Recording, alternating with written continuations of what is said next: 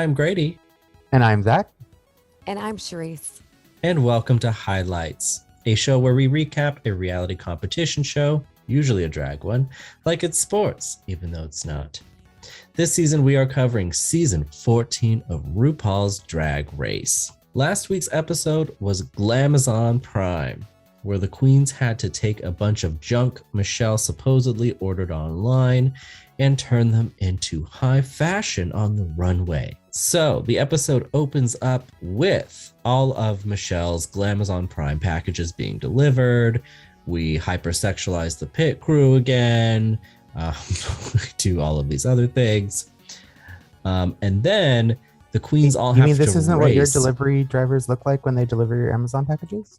No. And I would probably tell them to maybe write to their union if they did. Especially during the winter months. But the queens all have to fight for their packages, which immediately becomes a problem for some of our not only quieter queens, but maybe people not as capable, like Willow Pill, who couldn't, one, I don't think she spoke up enough, but couldn't find anybody to help her open any boxes, which was kind of sad. No, for sure. This show is definitely aimed towards the able-bodied, as we can see from the cheerleading and all the other calisthenics. All the injuries. Yeah. All that the everyone workman's goes comp through. things. Yeah. Mm-hmm. Yeah. I felt kind of bad for her, but she also didn't really, unless there's something we didn't see, I didn't feel like she really asked anybody to help her. I feel like she said something under her breath, but like none of the other queens acknowledged it, like in the workroom, and she just kind of like went about her business. And maybe that's just something she's kind of just used to. Being a person who isn't necessarily 100% able-bodied and really wanting to do things by myself, for myself, I will specifically ask for help if I need it. But I generally, it's a, hi, so-and-so, would you mind opening this water bottle for me? Please. You know what I mean? It's definitely a question. It's directed towards someone. I use my manners. Right.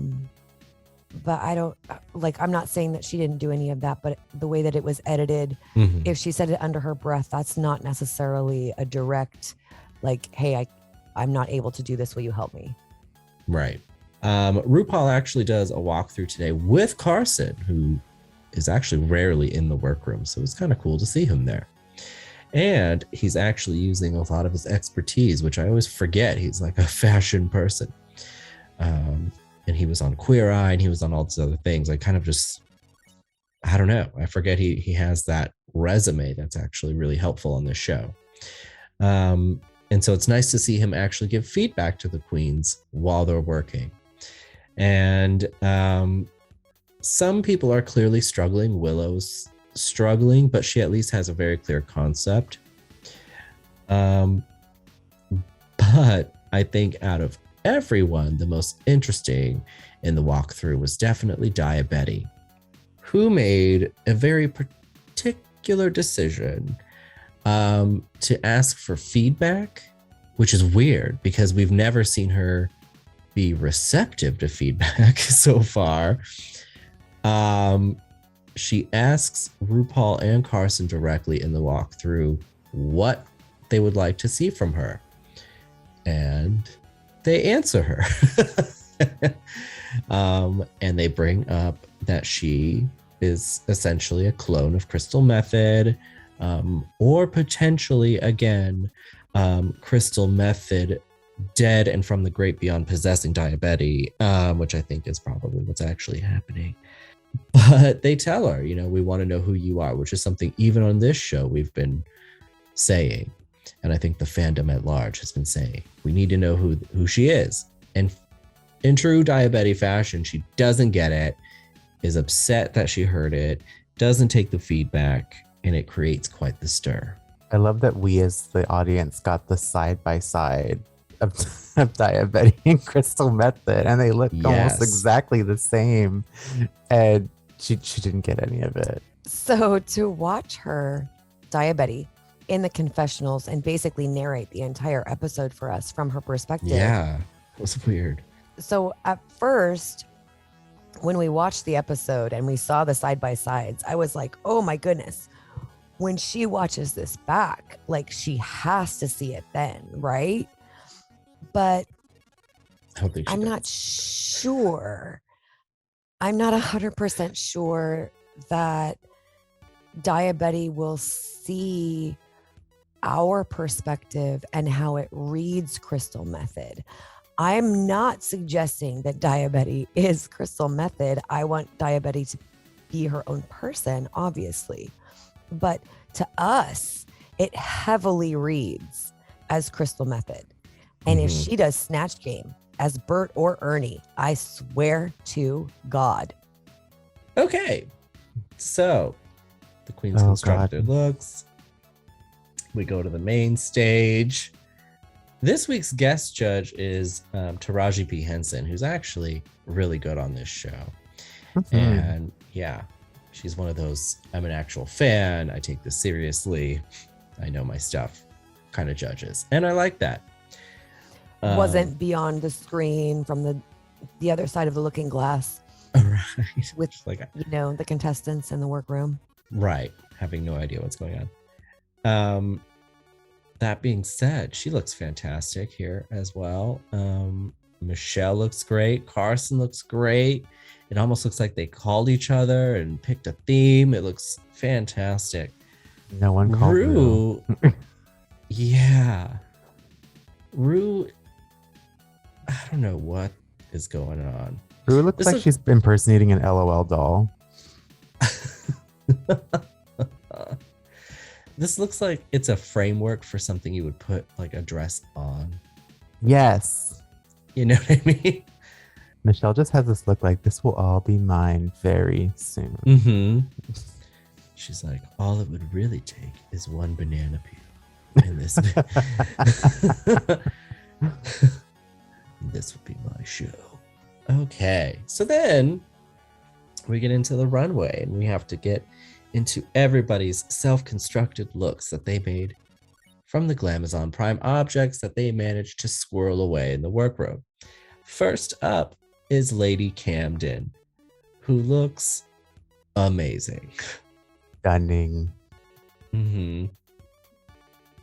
I really thought she was going to win with this look. Absolutely. I thought it was super cute. I like the structure of the fairy wings. I like the pink and blue on the plastic of the bodice. The silhouette was cool. I wasn't 100% sold on the fuzzy things that were around. But yeah. I realized that, like, if we're going to super pick everybody apart as far as accessories and whatnot, Deja Skye, which we'll get into later, I thought it was cute, though. I really liked it. The silhouette and the movement was awesome. Then we had Jasmine Kennedy.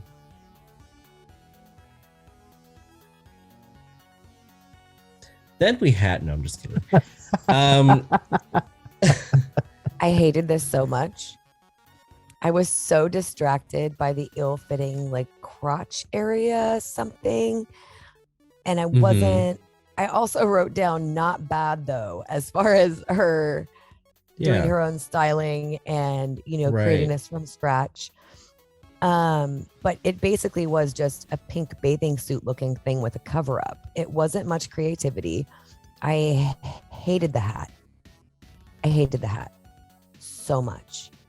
Like, I don't know if she was trying to go for My Fair Lady or whatever, but it wasn't anything. Anyway, that's all. Yeah, I didn't like it so much. Here's the thing. The less and less I have nice things to say about her personality on the show, the less and less I like her corresponding drag looks on the runway. It's like all I see is the ugly from her personality, and it makes her looks look even uglier. Then we had Diabetes, who came out as a Muppet. So we had made this point when we were watching it, where like the object of the challenge was that you couldn't tell what the items were that they made the outfit out of, right? So in that regard, I felt that her look was very strong because I really can't tell what any of her the materials were prior to what she created. I agree. The critique that it still looks like Crystal Method, though, is still there. And I'm still not getting who Diabetes actually is. I do think it's a cool look. I did too. I didn't hate it. For Crystal Method. I thought it was okay. The baby doll has to be like one of my least favorite silhouettes. And yeah, I don't know. I'm surprised that she went Muppet, considering Crystal Method was Bert and Ernie for her. You know what I mean? Crystal Method Right. did Bert and Ernie for the Twin Challenge. Right. And that's where I think I'm struggling, because I feel like I could see Crystal Method doing this. Next, we have Maddie Morphosis, who did this with some aprons and a blow-up doll. Okay, so I was totally giggling when Maddie came around the corner, and like the first thing I thought of was, oh my gosh, this is the grossest look I've ever seen on this runway. Like, as far as the makeup is concerned, I wrote gross, funny, hemi. But like when she said rodeo clown, I was like, oh my gosh, I am here for it. I am literally a hay bale throw away from the cowboy capital of the world.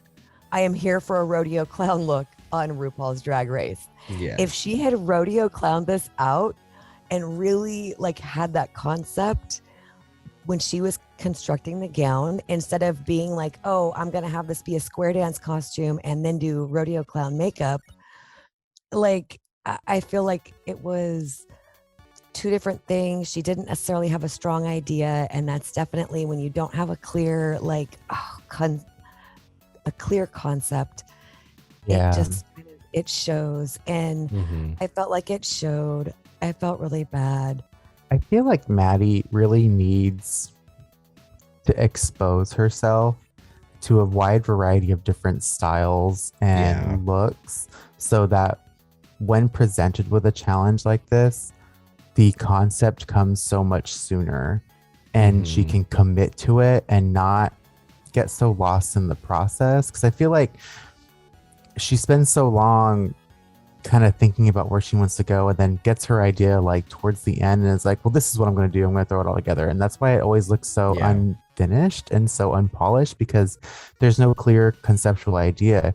Whereas where you have like Willow Pill, who had that clear conceptual idea from the beginning and was more concerned with the construction and the getting from point A to point B, but had that clear idea. This is what I want to do. I have that vision in my head. I'm going to make it happen. And that's why I think she's so successful, because Willow Pill really is a visionary, and I think has exposed themselves to different mediums and art. Yeah. And that brings us to Willow Pill right now. What a great segue. Yes. Willow came as what she described as a child's nightmare. And she constructed these super long arms and all of this stuff in the middle, like this little bodysuit looking thing. To her own admission, she didn't fit even in the photo I'm looking at. You can see the edges, right? But I agree. If she had cleaned it up a bit and really been able to like really construct it the way I think she wanted to, this would have killed. But I thought she looked good either way. Safe enough. I really liked this a lot. Willow has thrown down a different silhouette every single week. She knows her body shape. She knows that there are different silhouettes. I was going to say this about Maddie. I think Maddie feels like the only place that you can put a waist is where she regularly wears her pants when she's not in drag. And in my brain, Maddie has a body type where she could play with an empire waist. She could play with a low drop waist around her hips, like the Flapper Girls. She could play with all these different things, just like Lady Camden, just like Willow Pill. I feel Willow Pill's style game is just out of this world. I loved the silhouette that she brought with those super long arms and the ears. It was so fantastic. Then we had Bosco, who came out in this futuristic blue number. And I actually really liked it. I didn't think she needed the little spikes around her neck. They're flopping around a little bit. I think she could have taken it off, and the outfit would have still been extremely strong without it. But I thought this was great, personally. I love think this. of what else she could have done with the spikes. 'Cause I like the spikes, but I I do agree that they don't need to be on her neck. Mm-hmm. But I think they pull it. They pull the hair and the breastplate together, but I can't think of where else she would have put them. I really liked them. I really liked them around her neck, and I didn't even read them as tent stakes until they were all standing on the runway together. Or maybe I didn't it was see it until Untucked, and I was like, "Oh, they're tent stakes! How cool!" This look was so out of this world. It was like from The Fifth Element or something. I loved this look. I don't know if maybe she could have like done a shoulder fascinator with them or something. And yeah, I was almost thinking that like that would almost look really cool, like spikes coming out of her shoulders. Yeah, and like made that it a would little look neat. asymmetrical. Yeah. No, for sure. Bosco was definitely, her and Willow Pill were the tops for the night for me, for sure. Like if I had to come up with a third, I could toss one in there, but hands down for sure, the two of them. Then we had Deja Skye, who came as a Grecian citizen. And it's like not quite goddess, but it's like, you know, she's been up to worship at the Mount. You know, she's consulted an oracle here and there. But she looked really pretty, but it's like all the extra stuff she like stapled on that I could have done without. But she got a lot of praise for this look on the runway, and I did not understand it. Mm-hmm. Like, Deja is a seamstress. Deja has said she is a seamstress. She does this as like a hobby and a day job. Like she does this, and this is all she did. Like a toga with some tablecloths, and that's a lot of like tablecloths are a lot of fabric to work with. You can do a lot with that much fabric, and this is what she came up with. So I'm a little disappointed in this look. She doesn't not look pretty. Like she looks gorgeous. I think that's why I'm like I get like this citizen vibe from her, because I feel like I've been drunk with many a sorority girl who looks exactly like this at a toga party. Don't I look cute? So Greek. Okay, so when Deja Skye turned the corner, I was super excited that she decided not to swamp her figure this time. That's true. She let her figure flow, and she looked fantastic. This is my favorite runway of hers so far. I couldn't tell that it was upcycled material. I was so excited that she decided not to hide her figure. I totally did not even see the trash headpiece and the fan that she was wearing. Headpiece. I didn't see any of that stuff. I was so excited for her. Her face looked beautiful. Her wig was beautiful. The dress was beautiful. And then as they stood there and then in Untucked, I was like, oh. But it was the best so far. It's the best that she's done so far. I'm excited for her upward trajectory. Her sketches. Trash headpiece, arrow. Then we had Angeria, who came out looking awesome as always. As a Dilophosaurus.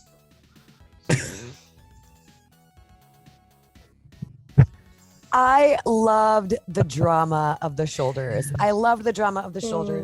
Could I tell that they were fans or drapes or something? Absolutely. And that part of it lost it for me. Like I could tell that it was that she didn't really have to do too much in order to make that part of it. You know what I mean? Like, yes, it did take a lot to get those to stay and adhere to the outfit and those kinds of things. I was really happy that she brought the glamour, but she's bringing a lot of glamour. So part of me wants to see something different from Angeria in the same way that I want to see something different from Carrie Colby.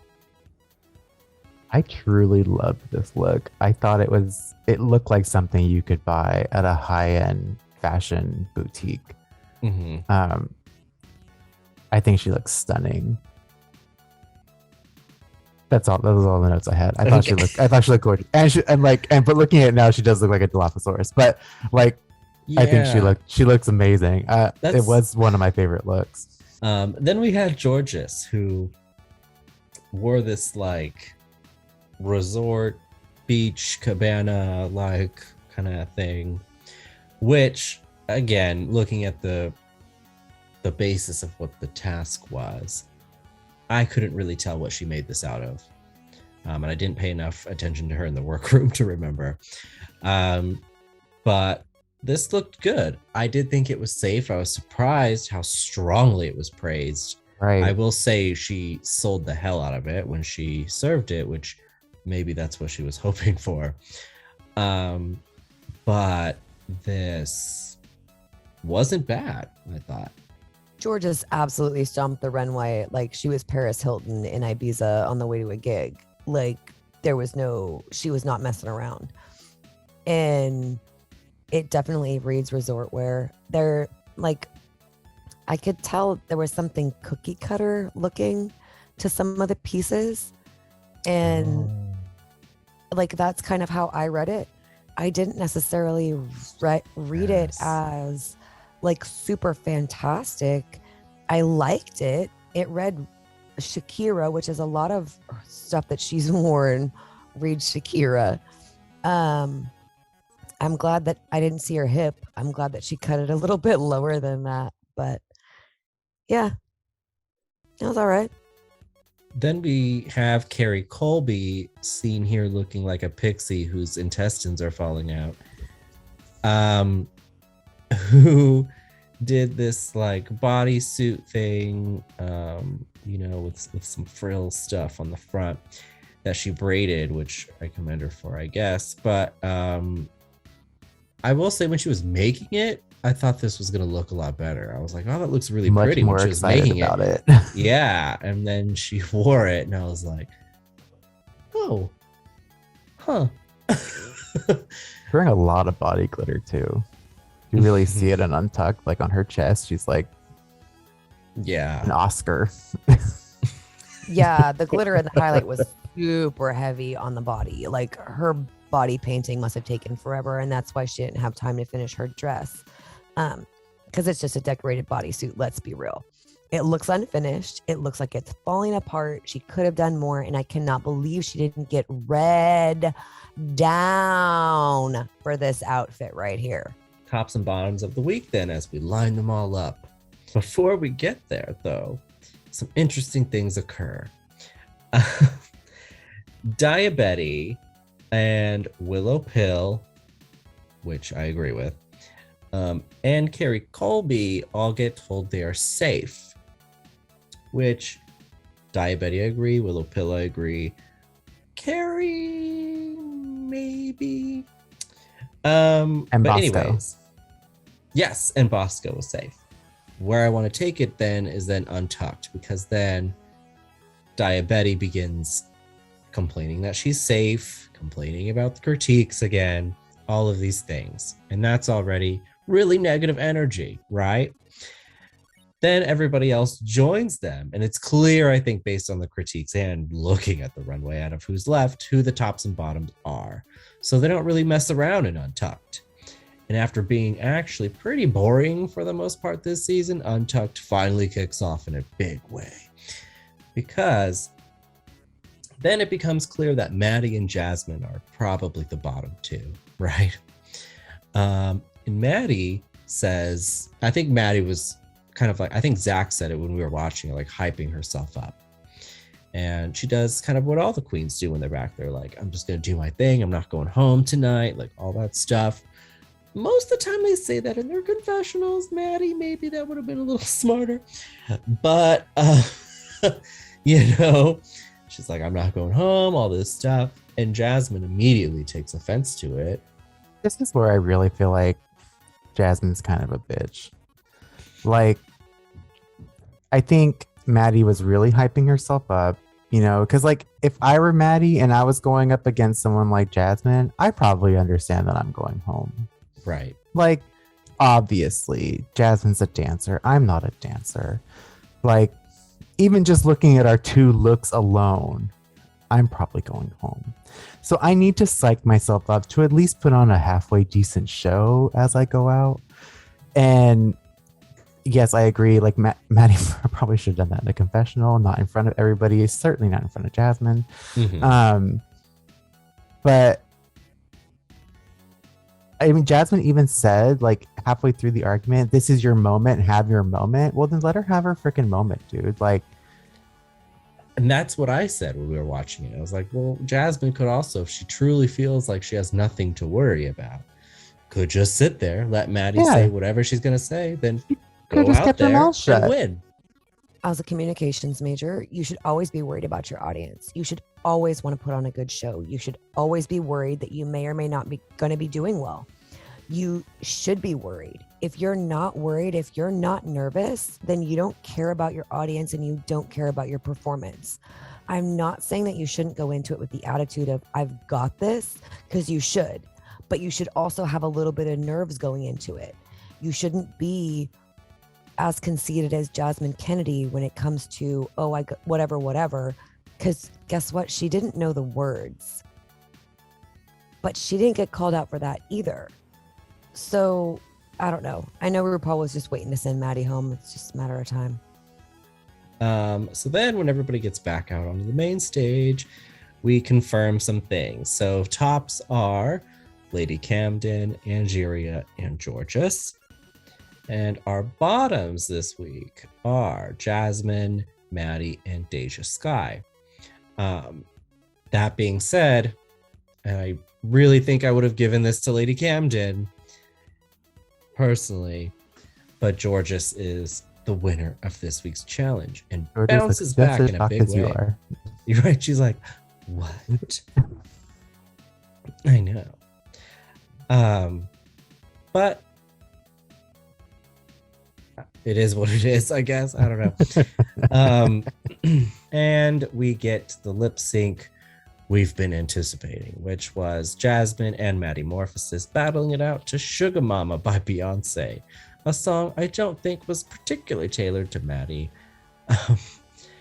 But, you know, I will say I didn't hate what Maddie did. I just think Maddie didn't move enough, especially compared to Jasmine, who's a powerhouse and was already upset and had a lot of energy to put out onto the stage, right?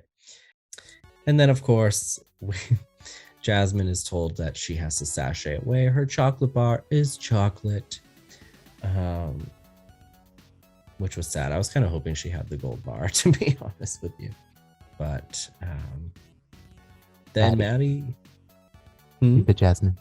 Did I? Mm-hmm. Oh, wishful thinking. Oh my God. We want it so bad. Thank you. Wow. No, Maddie is told she has to sashay away. And her chocolate bar is chocolate. I do not hope Jasmine has the gold bar. Let me clarify that. I will throw something. Anyways, it's time for top tweets.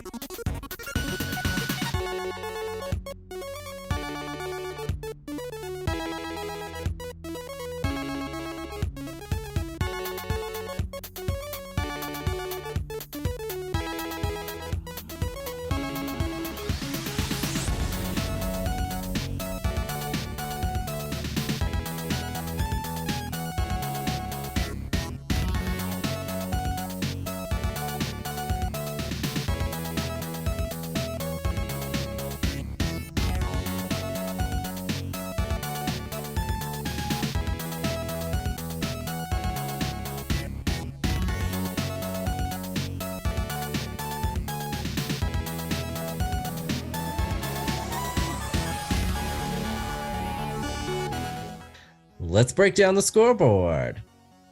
As always, these are the competitors we started with and who's here we have left. We are wiping them out, guys.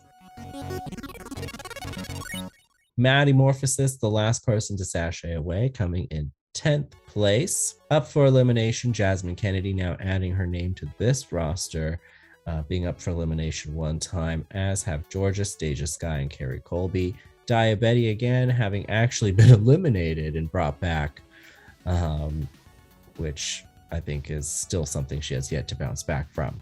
She said she's been safe every week. Except the week she was eliminated. Except the one she was eliminated, which she conveniently forgot about. Anyways, for current challenge wins and rankings, Angeria still really the front runner, having 2 challenge wins under her belt. I think she came pretty close to nabbing a 3rd one this week. Willow Pill, Bosco, and now Georges, which is crazy, tied for 2nd place with a single challenge win under their belts as well. Lady Camden, still the only person who's been safe every single episode, though she's placed high the last 2. She better have that candy bar, the gold one. That's who I hope has it out of the people that are left. For sure. Absolutely. Jasmine Kennedy, Carrie Colby, Deja Skye, all tied for 4th still, all having been up for elimination and survived and unable to truly bounce back from that. Diabetes also having been completely eliminated and saved and placing just middle ground ever since, not really bouncing back either from her spot. She's my outlier, but that's how everybody stacks up so far in the stats. This week's episode is the Daytona Wind, which will be another acting challenge as the queens act in an 80s soap opera. Thank you guys for hopping on another episode with me, and for anybody watching and listening to us yab about it, thanks for joining us as well.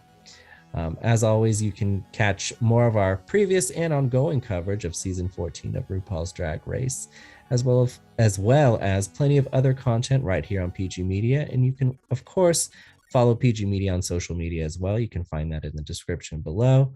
And again, as always, thank you for watching highlights. And we'll see you next time.